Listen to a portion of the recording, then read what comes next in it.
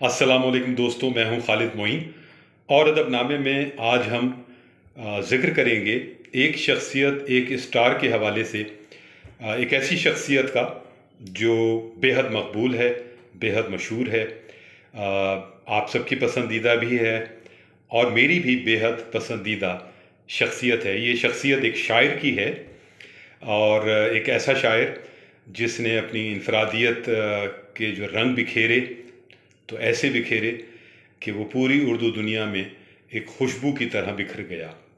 उसका नाम, उसका काम ऐसा है कि वो जदीद उर्दू अदब में हमेशा याद रखे जाने के काबिल है। आजकल वो कुछ साहिब फराश हैं चंद बरस से, और हमारी दुआ है कि वो जल्द अज जल्द शिफा याब हों, मुकम्मल सेहत याब हों और दोबारा हमारे दरमियान उसी तरह आ जाएं जैसे वो पहले थे। तो अब सस्पेंस को मैं ख़त्म करता हूँ और मेरी मुराद जो है वो है सलीम कौसर साहब से।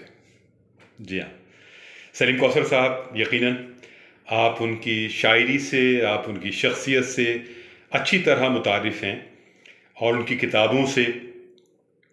और उनकी किताबें ऐसी किताबें हैं जो पढ़ी गई हैं, बहुत ज़्यादा मकबूल हुई हैं। उस वक्त जब उनकी ये गज़ल ज़ुबान ज़द आम नहीं हुई थी, और उस वक्त उनका एक पहला मजमूआ खाली हाथों में अर्ज़ो समा आ चुका था, उस वक्त भी वो बहुत एक मजबूत शायर थे, एक बड़े खुश फ़िक्र शायर थे और कराची के अदबी हलकों के अलावा मुल्क भर के अदबी हलकों में और अदबी रसाइल में वो अच्छी तरह जाने पहचाने जाते थे। लेकिन एक गज़ल ने सलीम कौसर साहब को इतना मशहूर कर दिया, इतना मशहूर कर दिया कि वो गज़ल उनकी ख़ास पहचान बन गई। जी हाँ, मैं ख़याल हूँ किसी और का, मुझे सोचता कोई और है, सरे आईना मेरा अक्स है, पसे आईना कोई और है। इस गज़ल ने ऐसी धूम मचाई कि ये मेहदी जगजीत सिंह से लेकर और फिर मेहदी हसन और फिर इंडिया में भी और बहुत गाया गया, मुख्तलिफ गुलकारों ने अपने अपने अंदाज में गाया। और सलीम कौसर साहब जो हैं वो सिर्फ एक गज़ल के शायर नहीं हैं, क्योंकि इसके बाद भी बहुत सारी गज़लें ऐसी हैं जो कुछ गज़लें गाई भी गई हैं उनकी, और जो गज़लें नहीं भी गाई गई वो भी बहुत मकबूल हुई। ये चिराग है तो जला रहे उनका शेरी मजमुआ था जो उस गज़ल के बाद आया, और उसमें बहुत कमाल कमाल गज़लें शामिल थीं। और उसके बाद जो है वो मुसलसल वो गज़लें आती रहीं। ज़रा मौसम बदलने दो, उसके बाद एक मजमुआ आया था, वो भी बहुत मकबूल हुआ। तो सलीम कौसर ऐसे खुश नसीब शोरा में से हैं कि जब वो स्टेज पर गए तो वहाँ भी छा गए, और जब वो किताबों में आए तो वहाँ किताबों में भी उन्होंने नए रिकॉर्ड कायम किए। उनकी किताबों के कई कई एडिशन्स आए और बहुत खूबसूरत नज़में भी लिखी उन्होंने और बहुत खूबसूरत गज़लें भी कहीं।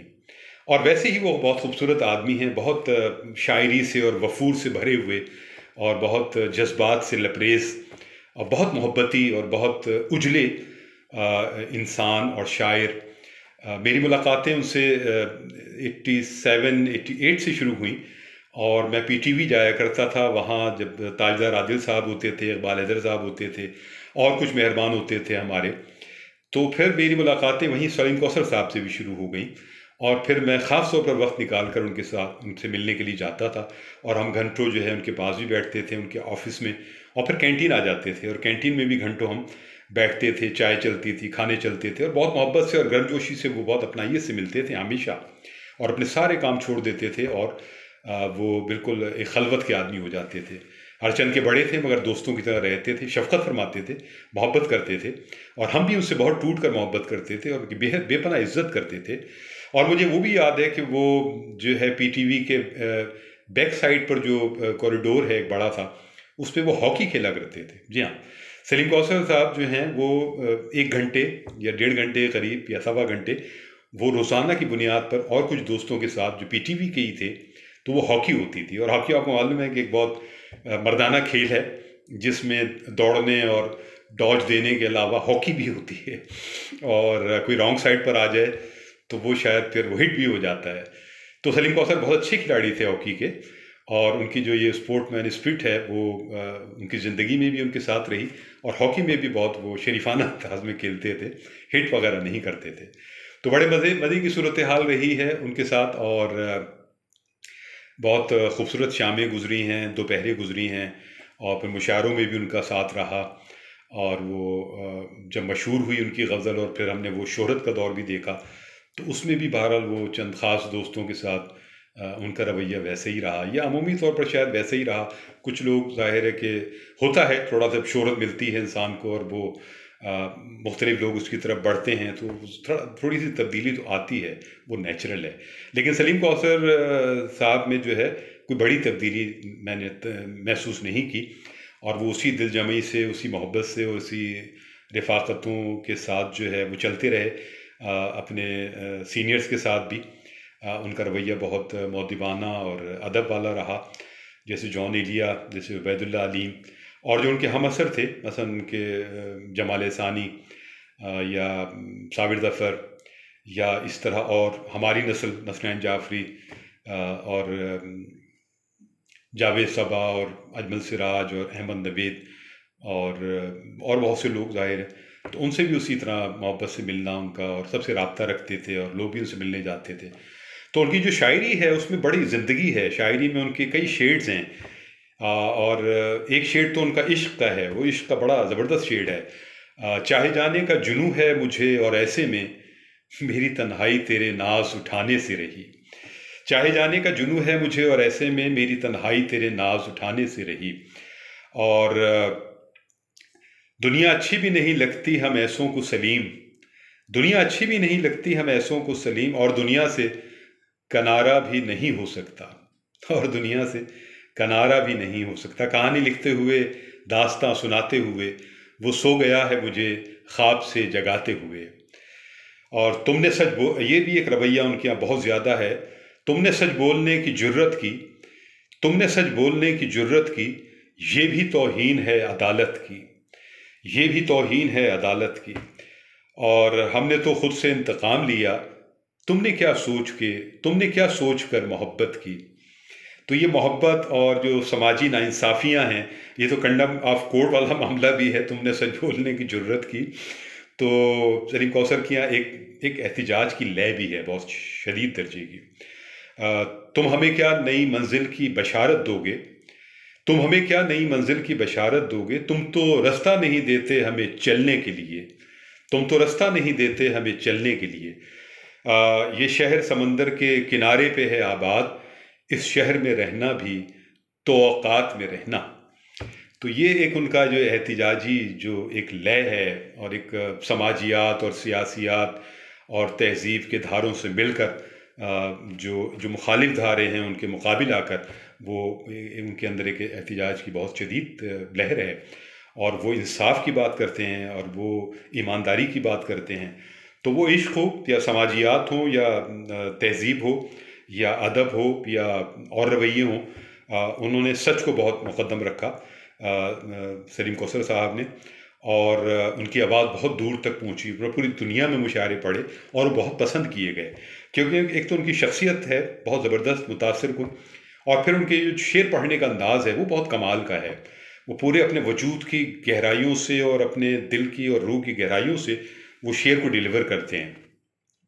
कभी लौट आए तो पूछना नहीं देखना उन्हें गौर से, कभी लौट आए तो पूछना उन्हें देखना नहीं गौर से, जिन्हें रास्तों में खबर हुई कि ये रास्ता कोई और है, जिन्हें रास्तों में खबर हुई कि ये रास्ता कोई और है। मेरी रोशनी तेरे खद्दो खाल से मुख्तलिफ तो नहीं मगर, मेरी रोशनी तेरे खद्दो खाल से मुख्तलिफ तो नहीं मगर, तू करीब आ तुझे देख लूँ, तू करीब आ तुझे देख लूँ, तू वही है या कोई और है, तू करीब आ तुझे देख लूँ, तू वही है या कोई और है। इसी तरह सलीम कौसर की जो नज़में हैं उनमें भी एक एहतिजाज की लहर है। मसलन एक लोरी जो उनकी नज़म है जो कराची के ख़ास हालात पर है, और वो बहुत बड़ी भी नहीं है, 6-7 मिसरों की छोटे छोटे मिसरों की नज़म है, जिसमें जो है बच्चा पहले लोरी की आवाज़ पे सोता था, अब वो क्लाशनकोफ की आवाज़ पे जो है वो लोरी की आवाज़ सुनकर डर जाता है और क्लाशनकोफ की आवाज़ सुनकर सो जाता है। ये उसका मरकज़ी थीम था। और मोहब्बत डायरी हरगिज़ नहीं है, और उसके अलावा उनकी जो बहुत मकबूल नज़में हैं, मोहब्बत एक शजर है, और इस तरह की रोमांटिक नज़में उनके यहाँ, और एहतिजाज वाली नज़में उनके यहाँ बहुत कमाल की हैं। और वो एक तवील नज़में भी हैं और वो नज़में सुनाते भी रहे हैं मुशायरों में, और लोगों ने बहुत दिलजमी से वो नज़में सुनी हैं, उनकी ग़ज़लें सुनी हैं, उनको सुना है, उनको महसूस किया है, उनको चाहा है, और हम सब उन्हें चाहते हैं। और हम सब की ख्वाहिश है कि सलीम कौसर साहब को अल्लाह ताला जल्द अज़ जल्द शिफ़ायाबी दे। उनकी उनकी नसर बहुत खूबसूरत है। वो जो नसर लिखते हैं तो वो एक शायराना अपने रंग और कैफ़ियत और वफ़ूर में डूब के वो नसर लिखते हैं, और उनकी नसर जो है बड़ी अलामती और तजरीदी और ख़यालात से पुर, और जो बात कहना चाहते हैं वो बात पहुँचती भी है, और बड़ी रवां-दवां नसर लिखते हैं। नसर कम लिखी है उन्होंने, लेकिन मुझे उनकी नसर भी बहुत पसंद है। इसके अलावा अब मैं उनकी नात के भी आपको 2 शेर सुनाऊँगा। एक शेर तो उनका बहुत ही खूबसूरत है, जो पहले ही मशहूर हो गया था।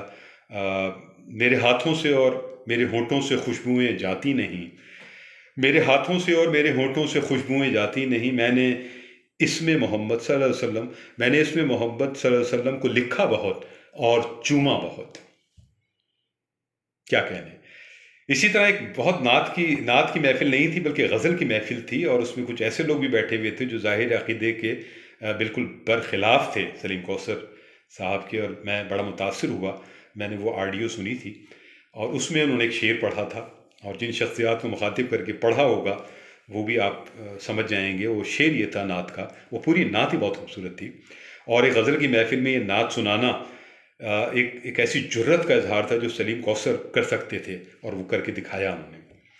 तेरा उनके बाद भी है कोई, मेरा उनके बाद कोई नहीं, तेरा उनके बाद भी है कोई, मेरा उनके बाद कोई नहीं, तुझे अपने हाल की फ़िक्र है, तुझे अपने हाल की फ़िक्र है, मेरी आक़िबत का सवाल है, तुझे अपने हाल की फ़िक्र है, मेरी आक़िबत का सवाल है।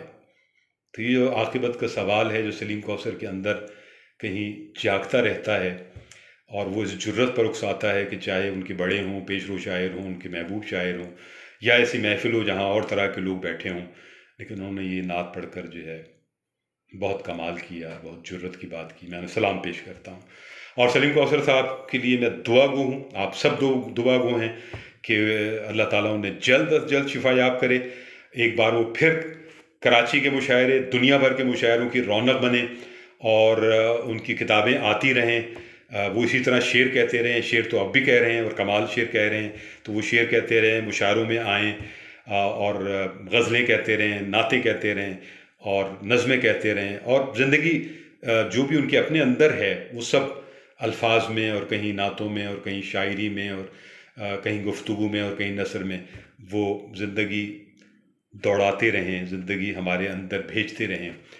तो बस यहीं मैं जो हूँ वो इख्तिताम करूँगा, और आखिरी एक शेर भी मैं सलीम कौसर साहब ही को सुनाऊँगा कि खामोश से ही मरकज़ी किरदार तो हम थे, खामोश से ही मरकज़ी किरदार तो हम थे, फिर कैसे भला तेरी कहानी से निकलते, फिर कैसे भला तेरी कहानी से निकलते। शेर-ओ-अदब पाइंदाबाद, पाकिस्तान जिंदाबाद। अपना और अपने अहबाब का ख्याल रखिएगा। खालिद मोइन को इजाज़त दें।